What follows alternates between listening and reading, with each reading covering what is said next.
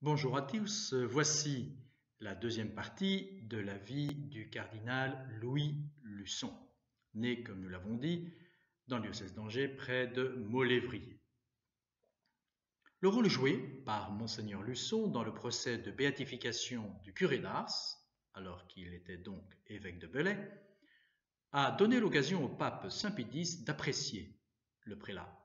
Tous deux sont d'humbles conditions et ils pratiquent les mêmes vertus de désintéressement, d'amour du devoir et de simplicité.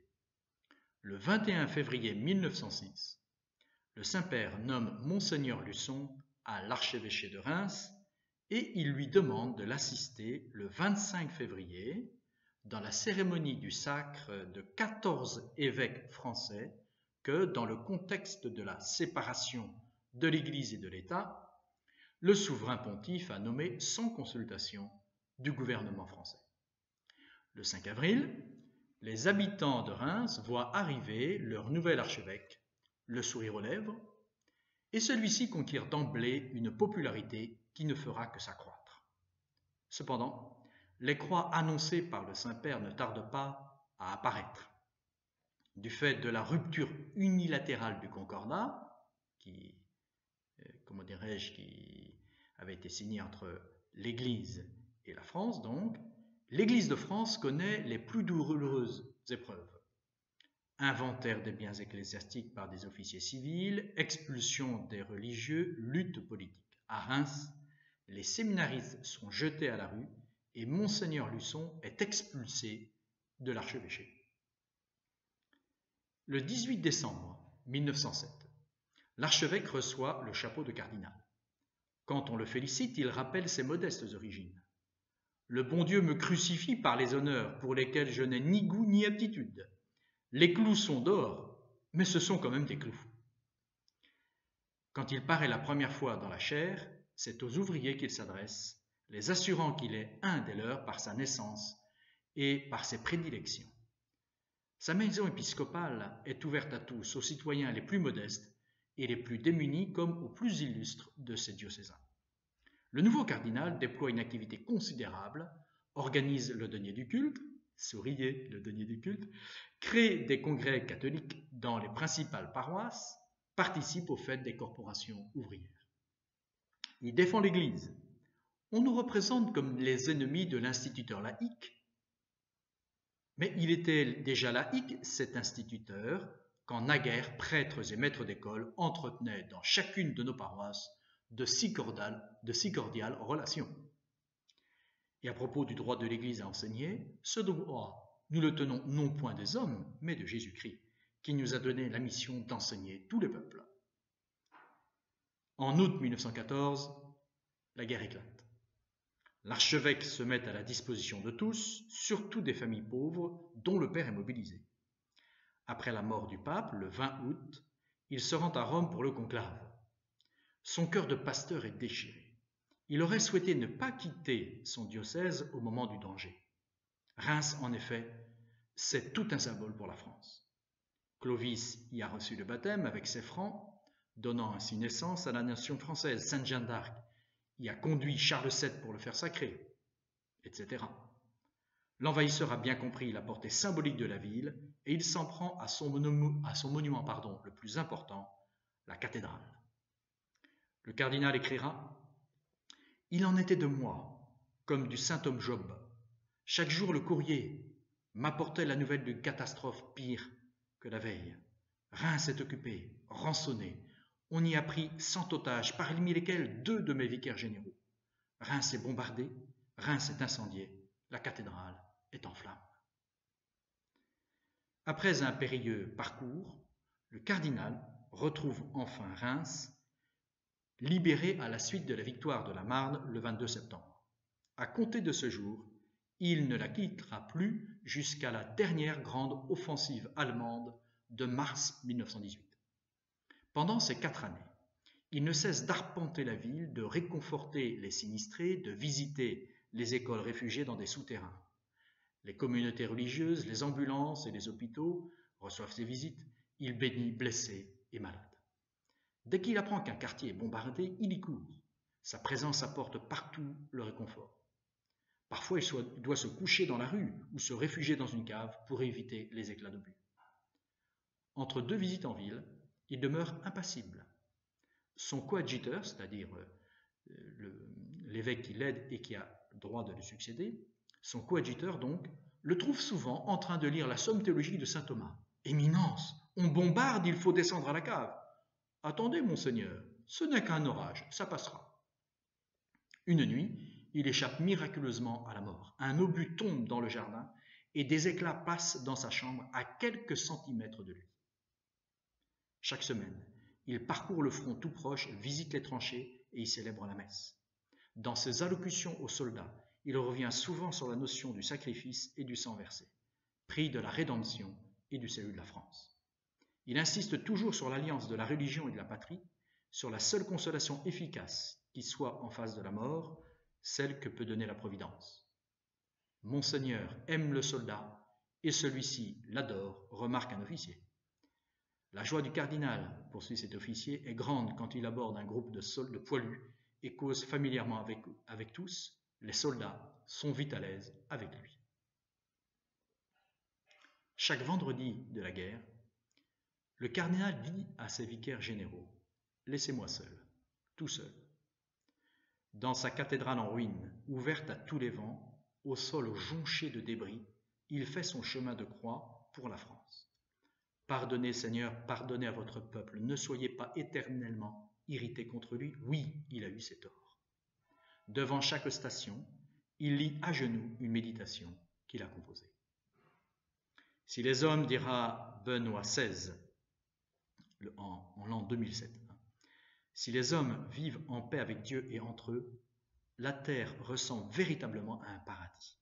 Malheureusement, le péché détruit toujours plus ce projet divin, engendrant des divisions et introduisant la mort dans le monde. Il arrive ainsi que les hommes cèdent aux tentations du malin et se font la guerre. La conséquence est que, dans ce magnifique jardin qu'est le monde, apparaissent également des espaces d'enfer.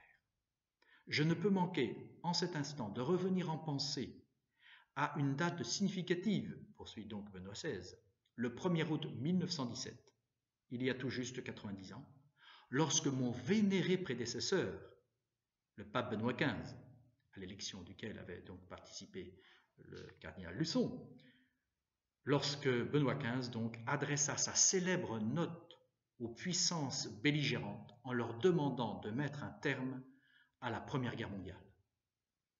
Tandis que faisait rage cet épouvantable conflit, le pape eut le courage d'affirmer qu'il s'agissait d'un massacre inutile.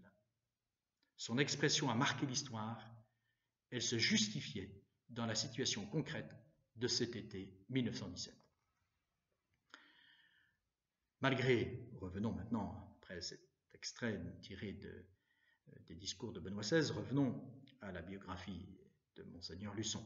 Malgré les instances du Saint-Siège auprès de l'empereur d'Allemagne Guillaume II pour qu'on épargne la cathédrale de Reims et les églises, celles-ci, au pluriel, vont vivre la Passion. Dès le dimanche des Rameaux, 1er avril 1917, et pendant plusieurs semaines, c'est un déluge de bombes qui s'abat sur la ville. L'ennemi, qui persiste à croire, à tort, que la cathédrale sert de poste d'observation, ne cesse de la bombarder. Il faut attendre le 30 avril pour que le maire de Reims se décide à rencontrer le cardinal. Les deux Rémois, aux idées opposées, se concertent pendant 1 heure. « Oh, mais c'est un grand homme, dit le maire. Pourquoi ne l'ai-je pas vu plus tôt ?» Bonne question. Le 17 juin 1917, à la demande d'un député, président pourtant de la libre pensée rémoise, le président de la République, Raymond Poincaré, décore le cardinal de la Croix de la Légion d'honneur pour honorer son patriotisme et son abnégation. Mais une décoration le touche plus encore. Celle du 152e régiment d'infanterie, un des plus vaillants, qui lui remet sa fourragère ainsi que le diplôme d'aumônier honoraire.